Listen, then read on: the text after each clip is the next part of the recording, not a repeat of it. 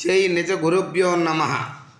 శ్రీధర శివరామ దీక్షిత అచల సిద్ధాంత ప్రబోధ అఖిల భారత ప్రచార కమిటీ అచల గురు సాంప్రదాయమునకు జై.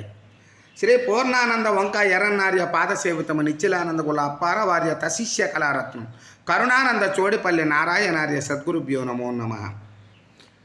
సుకుబ్రహ్మ హృదయమను గ్రంథము నుండి శ్రీమద్ పోతే దేశికేంద్రుల వారిచే పూర్ణబోధాచార్య వారిచే విరచితమైనటువంటి ఈ గ్రంథంలో పరీక్షితునకు సుకు మహర్షి చెప్తున్నాడు. ఇక్కడ ఎరుక లోలత్వము అంటే ఎరుక లోలత్వం అనేది ఏ విధంగా ఉంటుంది అన్నటువంటి విషయాన్ని పరీక్షిత్తు మహారాజుకు చాలా నిగూఢంగా బోధిస్తున్నారు ఇక్కడ శ్రీ సుక మహర్షి. ఎట్లా? శ్రీ పంకేరుహ జన్ముని శ్రీ పంబగు బోధ నిరేగి శిష్టవశిష్ఠుండా పుణ్యాత్మునికి జనక భూపాలుడు శిష్యుడయ్యే పుణ్య చరిత్ర. రాజా, గురు పారంపర్యముగా వచ్చుచున్న ఈ బ్రహ్మబోధను బ్రహ్మ ఋషి అయిన వశిష్ఠులు బ్రహ్మదేవుని వలన ఎరిగి జనక మహారాజుకు బోధించెను. జనక సామి విభు అంటున్నాడు. జనకాక్షమ విభు పాద పద్మయుగమున్ సద్భక్తి చేవించినే కనుగొంటిని భవబంధ కందహరమున్ కళ్యాణ నిత్య శరీర నిగూఢాచల పూర్ణభావ పదమును బ్రహ్మ రుచి భావంబు గంటిని తద్గోప్యము నీకు దెల్పెదా భవతడింబత్వం పాపెదన్. ఆ జనక చక్రవర్తి పాదపద్మములు నేను భక్తితో సేవించి జనన మరణములు హరించు పరిపూర్ణ బోధ రహస్యములు గ్రహించుకొని నిత్య శరీర బ్రహ్మ ఋషి భావము పొంది ఉన్నాను. నీలో ఆవరించి ఉన్న అజ్ఞానము పోగొట్టుటకై ఆ బ్రహ్మ ప్రబోధ నీకు ఇప్పుడు చెప్పేదను. మొదట బ్రహ్మ విచారణకు ప్రతిబంధకమైన ఎరుక లోలత్వము గురించి తెలిపేదను. వినుము నాయన. జాగ్రత్త, స్వప్న, సుషుప్తి అను 3 అవస్థల యందు నీలో ఉన్న అంశ విభిన్న తత్వరూపుడుగా గోచరించును. జాగ్రత్త అవస్థలో శరీరముతో కలిసి దేహ బ్రహ్మముగాను, స్వప్నములో హంస బ్రహ్మముగాను, సుషుప్తిలో వాయు ప్రజ్ఞాన బ్రహ్మముగాను గోచరించును. వీటికి అధిష్టానుడై ఉన్న శుద్ధ చైతన్యుడు జ్ఞప్తి. భ్రూమధ్యములో జ్ఞాతగా సర్వము గుర్తెరుగుచున్నాడు గనుక ఆ జ్ఞాత్ర జ్ఞాన జ్ఞేయంబుల గురించి కొంత తెలిపెదను. దీనినే ఎరుక అని అందురు. పిండపదము, రూపపదము, రూపాతీతమను 3 పదములు నలంకరించి ఉన్నారు. ఈ ఎరుకను సాంఖ్య తారక లక్ష్యములతో మొదటి 2ను, 3వదైన రూపాతీతము జ్ఞానామనస్క భావములో చేతను ఎరిగి బ్రహ్మ భావమునకు వెళ్ళుట పిపీలిక మార్గమని అందురు. కావున మరియు రూపాతీత భావమైన 3వ పదం అలంకరించి బ్రహ్మభావమునకు వెళ్ళుటకు విహంగ మార్గమని అందురు. అందుకు ఇక్కడ బోధన విధానం ఏ రకంగా ఉంటుందన్నటువంటి విషయాన్ని సుకుబ్రహ్మ ఋషి పరీక్షిత్తు మహారాజుకు చెప్తున్నాడు. అరయ పిపీలిక మార్గము శరీర కష్టంబు వలన సాధ్యం బదియున్ చిరకాల సేవ ఫలమగు స్థిరమై సిద్ధించు పూరి దివ్యతమగుచు.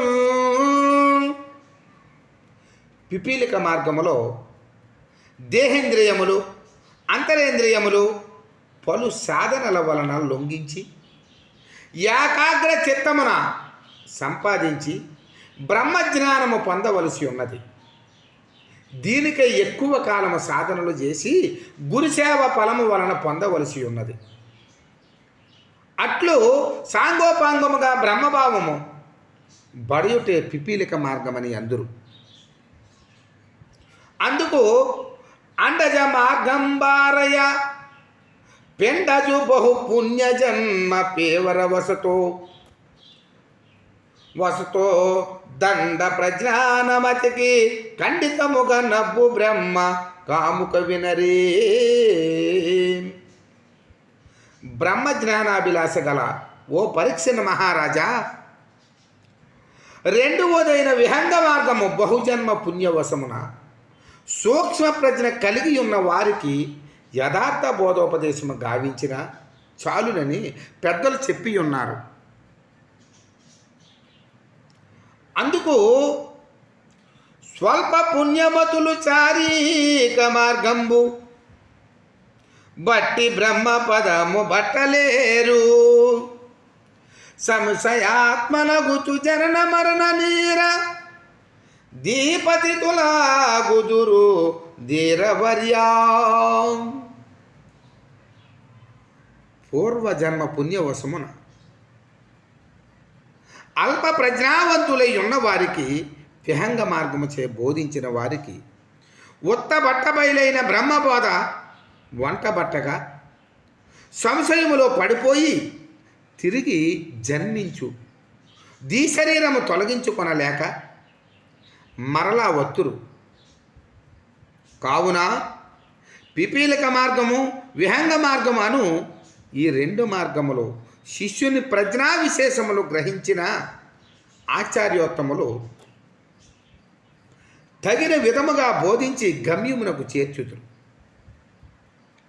అందుకు హరిచరణారవింద వినుతామిత మోదపర స్వయోద్భవం నురతర శాంతి చిత్తుడు పటుత్వ విరాగుడు శ్రద్ధయుక్తుడు హరి సముదాయ దూరుడు నహర్నిశ భూసుర దివ్య దీవెన వరుణుడు నీకు బట్టు గురుభావిత సండజ మార్గ పద్ధతుల్.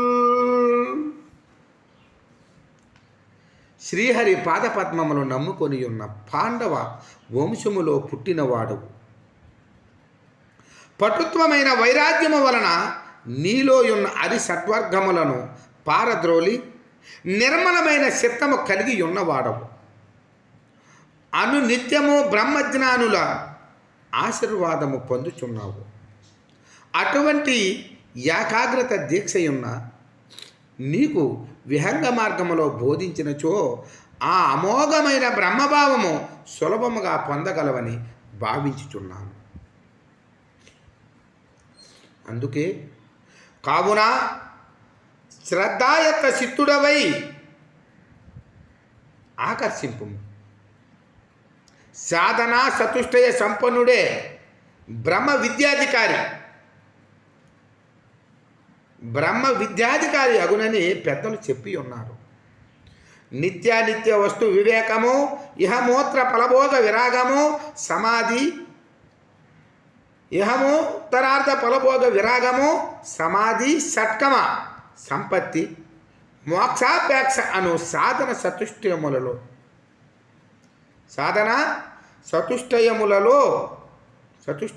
మొదటి రెండు యొగు నిత్యమైనది ఏదియో అనిత్యమైనది ఏదియో అనుభావములో అనిత్యమైనది సాంఖ్య సూత్రములు వలన తెలియబడింది. ఇహములో కానీ పరమలో కానీ అభిచ్చు ఫలితములు యందు వైరాగ్యము కలుగు దృఢ చిత్తము ముద్రాభావముల వలన కలుగును. ఈ రెండును పిండపద భావమగును. మూడవదైన సమాధి, షట్కను, సంపత్తి, తారకమంత్ర సాధన వలన అమనస్క భావము వలనను దృఢపడును. ఇది రూపపద భావమని చెప్పరవును. ఇక మూడవదైన మోక్షాపేక్ష రూపాతీత పదమగును. ఇందు భావము కానీ అభావము కానీ లేని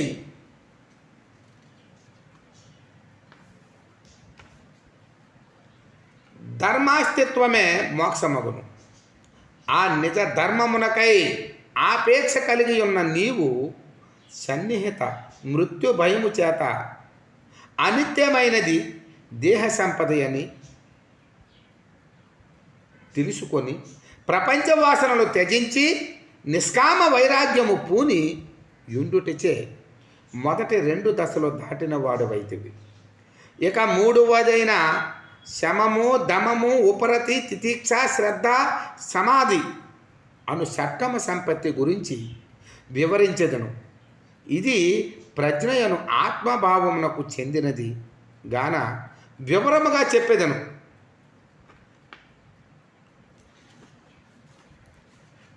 అంటున్నాడు. ప్రజ్ఞాన బిందువు అనే విధానం ఏ విధంగా ఉంటుందో ఇక్కడ తెలియజేస్తున్నాడు. అంటే ప్రజ్ఞాన బిందువు అంటే ఏమిటి, ఎట్లా ఉంటుంది, ఏ రకంగా బోధనా రూపంగా తెలియజేస్తారన్నటువంటి విషయాన్ని ఇక్కడ మనకి సుఖబ్రహ్మ ఋషి పరీక్షణ్ మహారాజుకి చెప్తున్నాడు. అరయన శుద్ధ మాయావృత బిందు బింబిత జీవుడభిమానయుతుడై సుఖ దుఃఖములను పొంది దుర్భర సంచార వనినిధి మగ్నుడై ధనరుచుండు మానస కందంబుమని బిందువనదగు బిందు ప్రజ్ఞాన చలవందు మరియు నా ప్రజ్ఞాన త్రివిధములై ప్రకాశించును బహిరాంతర మధ్య పద్ధతులను ప్రజ్ఞా బాహ్యగతమై నేత్రస్థమై రుచిక బృందముతోడననేక దృశ్య సంగతి శుభాశుభములు స్థూలాంగమునన్ వెలయు జాగ్రత్తవస్థ నా విస్మడనగం వెలయు జాగ్రత్తవస్థ నా విస్ఫుడనగన్. నీలోనున్న ప్రజ్ఞాన బిందువు బాగుగా పరిశీలింతుము. ఈ ప్రజ్ఞాన బిందువు మాయమోహితుడైనందువలన జీవుని మీద అభిమానం పెంచుకొని దుర్భరమైన సంసార సాగరముతో ఈదులాడుచు సుఖ దుఃఖములకు కారణమై ఉన్నాడు. ఇది చిత్తముతో కలిసి సకల వ్యాపకములు చేయుచున్నందున సిద్బిందువైనది. ఈ సిద్బిందువు జాగ్రత్త స్వప్న సుషుప్తుల యందు 3 భిన్నమైన అవస్థలను పొందుచున్నాడు. ఇది బాహ్యముగాను అంతరములోను మధ్యస్థముగాను 3 పద్ధతులలో నిండి ఉన్నది. ప్రజ్ఞ బాహ్యముగా ఇది ప్రజ్ఞ బాహ్యముగా నున్నప్పుడు సకల దృశ్యములు చూచుటకు వాటి శుభాశుభములో ఫలాపేక్షలో పొందుటకు గాను నేత్రములో ఉండి ఆత్మ సంబంధమైన సకల ఇంద్రియ వ్యాపారములకు కారణమై స్థూల శరీరముతో జాగ్రత్త అవస్థ యందు వెలుగొందుటచే ఈ సిద్బిందువునకు విశ్వడని నామకరణము కలిగినది. అందుకు అంత ప్రజ్ఞది తాను మూలగతమై అత్యంత సంకల్పద స్వాంతాకారమునంది సూక్ష్మ తనువును సహాయమును చేసి తత్స్వాంతావిర్భవ చిత్రదృశ్య వితుత్తుల సంధిల్ల తైజసుడై సంతోషించును దుఃఖమందు కలలో సర్వం సహవల్లభాం. ఈ ప్రజ్ఞాన బిందువే అంతరంగంలో వెలిగినప్పుడు సూక్ష్మదేహమునకు సహాయపడుచున్నది. స్వప్నవస్థలో జీవునితో కలిసి అనేకమైన సంకల్పములు కలిగించి మనసులో నింపి చిత్ర విచిత్రములైన దృశ్యములు కలిగించుకొని ఆ స్వప్నవస్థలో కలిగిన అనుభూతితో సంతోషమో లేక దుఃఖమో పొందుచున్నది. కావున ఈ సద్బిందువు అంతరంగంలో వెలిగినప్పుడు తైజసుడు అనిపించుకొనుచున్నాడు. ప్రజ్ఞయే మధ్యగతంబై ప్రాజ్ఞుడు ప్రజ్ఞయే మధ్యగతంబై ప్రాజ్ఞుండై కారణాంగ పరిపాలుండై యజ్ఞుండై నిద్రానము దజ్ఞుండై ప్రబలుచుండు దానిరిన్యాదా. ఓ రాజా, గాఢ నిద్రానందమైన సుషుప్తిలో ఉన్నప్పుడు ప్రజ్ఞయను సద్బిందువే కారణ శరీరంతో కూడి మధ్యస్థముగా వెలుగొందును. ఆ స్థితితో ఎరుక మరుపులు ఉండి లేకుండా ఉండును. ఇదే మధ్యమ స్థాయి. ఈ స్థితిలో ఉన్న సిద్బిందువునకు ప్రాజ్ఞుడని అందురు.